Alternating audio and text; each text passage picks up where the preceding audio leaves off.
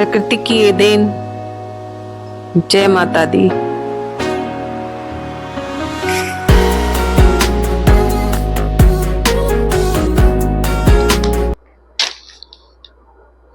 नमस्कार। और मॉर्निंग में पार्क में घूमने के लिए गई ना जब, तो साथ में एक छोटी सी मैं अपनी टोकरी भी लेकर के गई। और बारिशों का मौसम, पार्क का तो जायजा लेना ही है कि क्या हो रहा है क्या नहीं हो रहा है। डेली पार्क में जाना होता नहीं है, तो सबसे पहले तो पार्क में जाने से पहले करना है एक उपाय कि अपने आप को पूरा कवर कर लेना है। अगर मॉस्किटो से डरना है ना, तो पार्क में मच्छर वगैरह ना हो। और मैं देखने लग गई कि पार्क में जो छोटे छोटे जो पेड़ है ना, ये लगाए हुए, ये 10 साल पहले हमने लगाए थे। और इनको कटिंग होती रहती है, उतना ही घने होते रहते हैं। और बारिशों में तो क्या कहना। जो देखिए प्रकृति का खूबसूरती, प्रकृति की खूबसूरती का दूसरा नाम ही प्रकृति है। और वहाँ से ये मैंने थोड़ा सा मोर पंखी का ले लिया, क्योंकि जब भी मैं पार्क में आती हूँ ना, ये छोटी छोटी सी खूबसूरती अपने घर में पूरे पार्क को समझिए कि मैं उठा करके ले जाती हूँ। मन तो होता है कि पूरे पार्क को इसी तरह से ले जाऊं, लेकिन यहाँ की जो खूबसूरत ये उपहार है ना, पार्क के छोटे छोटे फूल पत्तियां, ये जो पार्क की हमें देन है ना प्रकृति की, ये कितना प्रभावित करती है कि मैं यहाँ से चुन चुन के छोटा छोटा ले जाऊंगी और उनको पानी में लगा दूंगी, और एक बुके टाइप का हो जाता है और सुंदर सा एक फ्लावर पॉट तैयार हो जाता है उसी से।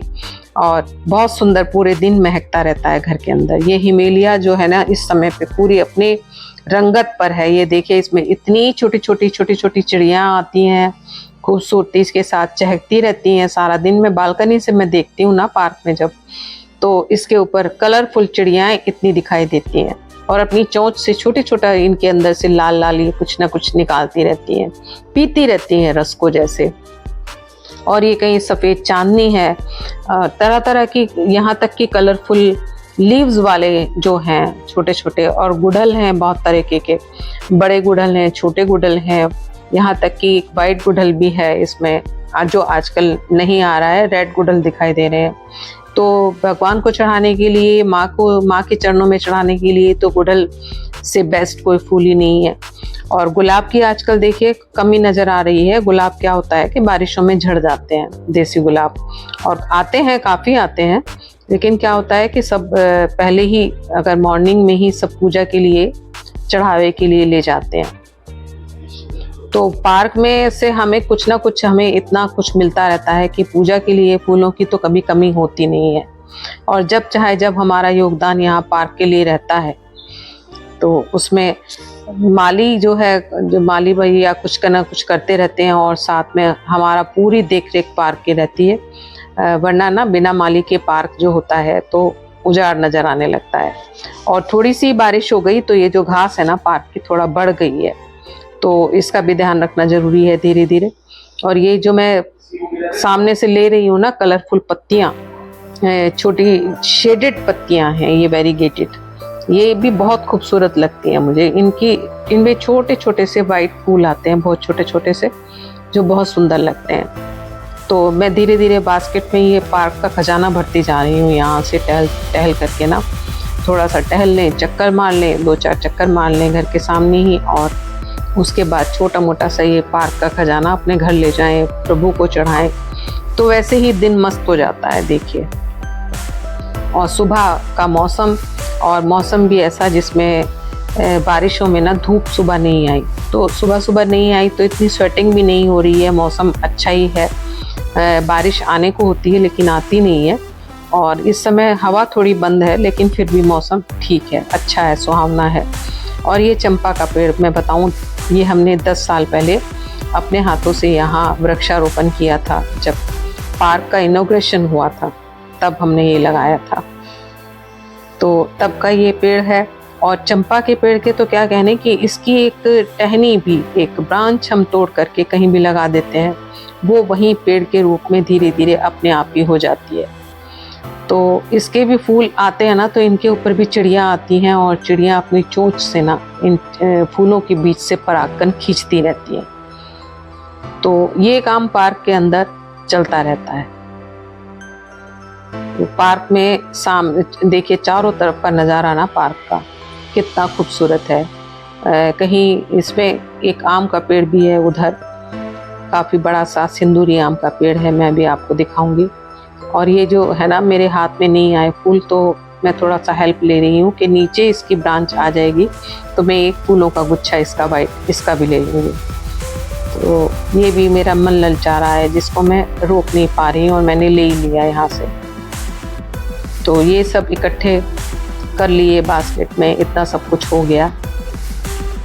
थोड़ा थोड़ा सा ले लेते हैं और फिर चलते हैं घर को। बीच बीच पे ये देखिए गुलाब के लगे हुए हैं, चारों तरफ छोटे छोटे पेड़ लगे हुए हैं, और किनारे पर लगी हुई है हैज। तो हैज की कटिंग होती रहती है। इधर ये है येलो कनेर, तो ये कनेर है। इसके बगल में ये आम का पेड़ है जो मैं दिखा रही हूँ, सिंदूरी आम का पेड़ है। और साथ में नीचे ये देखिए, यहाँ है ये, इसको क्या बोलते हैं, केली बोलते थे हम। ये येलो ऑरेंज केली थी। और ये देखिए कनेर। तो बाकी देखिए पूरे पार्क का नज़ारा, और चारों तरफ जो ये हमारी ना घूमने के लिए है जगह, बहुत ही खूबसूरत है। और चल दिए अब घर को, आ गए लेकर के ये पूरा सामान। तो सबसे पहले भगवान को चढ़ा लेते हैं। इसमें से थोड़े से फूल जो देखिए प्रभु को चढ़ा दिए, और कितने सुंदर लग रहे हैं ये गुड़हल के लाल लाल फूल ना देवी माता के चरणों में। तो माता रानी की जय हो। तो चरणों में चढ़ाने के बाद देखिए, प्रभु को चढ़ाने के बाद कितनी खूबसूरती आ रही है फूलों में। तो उसके बाद करते हैं हम आगे इनकी तैयारी के। छोटा सा मैंने ले लिया है एक ट्रांसपेरेंट, देखिए न्यूज़पेपर भी मैंने अभी तक नहीं पढ़ा, मैं आपको दिखा रही हूँ। छोटा सा मैंने एक ये जार पॉट ले लिया। नमस्कार आप सभी को, गुड मॉर्निंग। और बता रही हूँ मैं आप सभी को, क्योंकि मेरी वॉइस ओवर जो है ना अब चल रही है, और उस समय मेरा जो था काम नहीं किया था माइक, और यही बड़ी गड़बड़ हो गई थी। तो मैं आप सभी को अब आपको दिखा रही हूँ ये कि मैं किस तरीके से, ये मैं जार ले लिया मैंने, इसके अंदर ये जो कांटा है इसको मैं फिक्स कर लूँगी। ये फिक्स कर लिया, इस तरीक़े से ये चिपक गया अंदर। और पानी मैं अभी डालने वाली थी लेकिन मैंने डाला नहीं, बाद में डालूँगी। सबसे पहले मैं इसकी ब्रांचेस ले लूँगी और ये ना मैं कट कर लूँगी। कट करके इसके अंदर मैं प्लेस करूँगी, और कांटे के अंदर ये फटाफट फंसती चली जाएंगी। चाहे इनको पहले भी बांध सकते हैं वैसे, लेकिन एक एक को अलग अलग भी लगा सकते हैं। अलग अलग लगाएंगे तो ज़्यादा सही रहेगा, बाद में बांध देंगे अगर नीचे झुकेंगे तो। जो ये नीचे का जो जार है ना, ये किसी भी तरीके का जो भी घर के अंदर मौजूद हो, जो भी खूबसूरत लगे, किसी भी टाइप का ले सकते हैं, लेकिन बस इसमें पानी नीचे छेद नहीं होना चाहिए, इसके अंदर पानी टिकना चाहिए। ये देखिए खड़े होते जा रहे हैं मेरे फटाफट कांटे के ऊपर ये फ्लावर्स। और कांटा अगर आयरन का होता है ना, लोहे का, तो वो ज़्यादा अच्छा रहता है। ये थोड़ा सा मतलब बहुत हैवी लेने में थोड़ा सा दिक्कत होती है, लेकिन लाइट लाइट तो फूल इसमें देखिए सब लगते जा रहे हैं और मैं लगाती जा रही हूँ। ये गुड़हल का लग गया, अपने हिसाब से जो खूबसूरत लगे, जो जैसा जहाँ प्लेस करना चाहे वहाँ प्लेस कर दें उसी हिसाब से ही, और ये सब सुंदर बनता चला जाएगा। और ये जो मैं लेके आई थी मोर पंखी, ये तो मुझे सबसे सुंदर लगती है, इसको तो मैं ज़रूर लगाती हूँ क्योंकि इससे एक बुके का एक अलग लुक आता है, और ये कई दिन चल भी जाती है।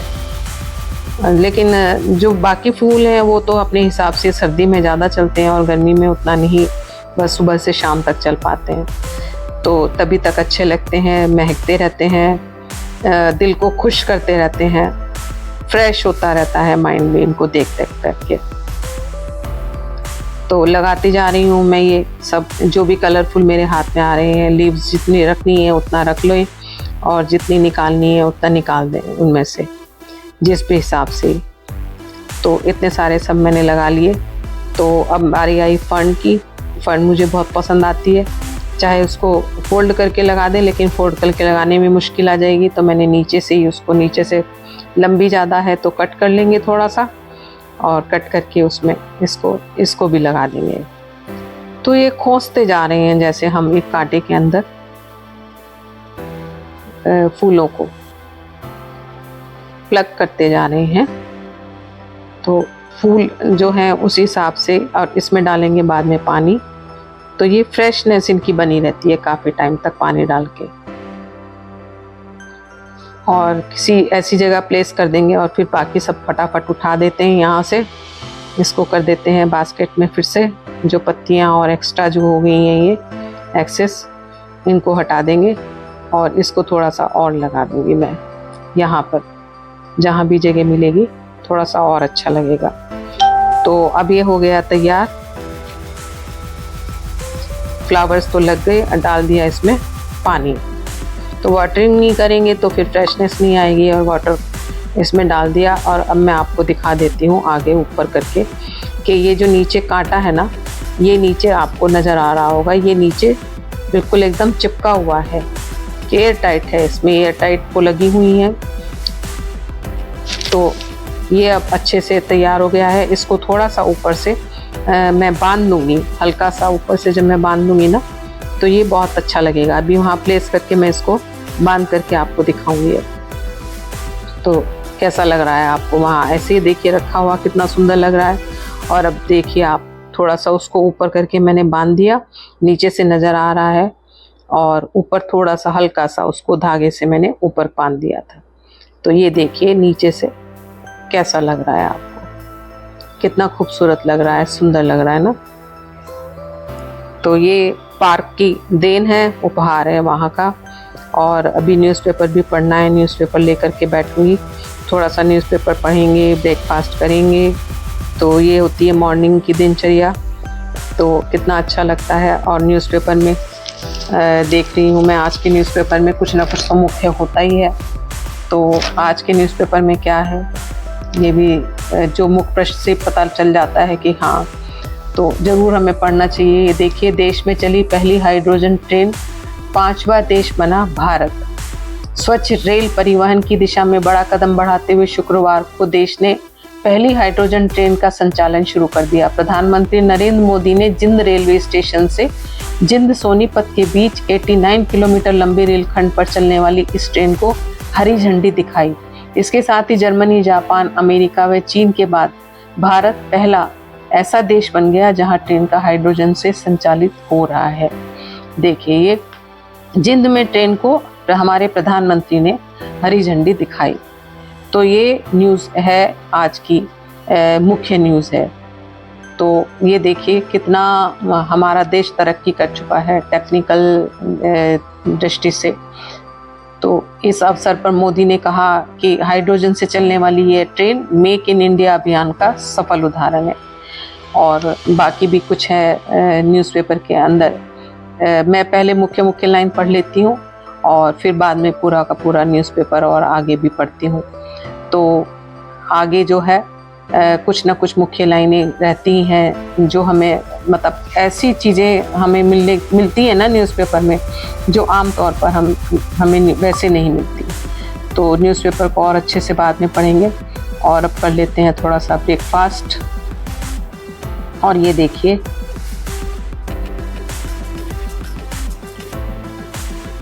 मेरी ये आज की क्रिएटिविटी आपको कैसी लगी।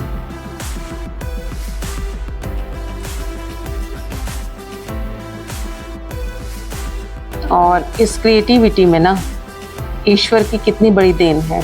ये तोहफा हमारा अपना हाथ का बनाया हुआ नहीं है, बल्कि ये ईश्वर की देन है, ये प्रकृति की देन है।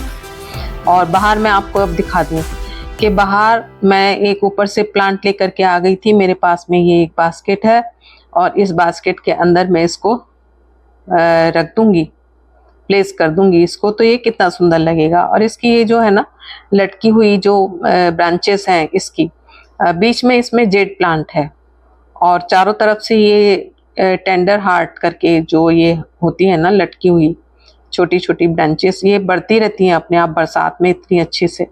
और मैं इसमें जब इसको रख दूंगी तो ये कितना सुंदर लगेगा। और यहाँ रख दूंगी इसको अपने बुद्धा कॉर्नर के पास में। तो ये रख दिया इसमें, और आजकल पानी तो कम ही देना है।